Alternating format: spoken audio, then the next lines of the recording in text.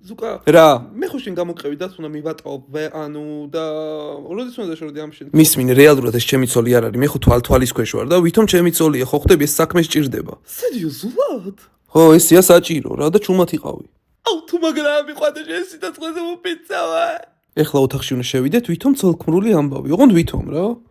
და იცოდე რა რეალურად არაფერი ხდება ბაზარია და აუ რამბაგარი ტიპი ხარ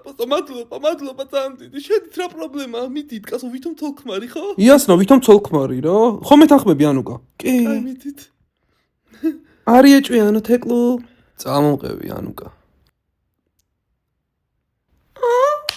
ეს ხნესა ვითომ ზუკა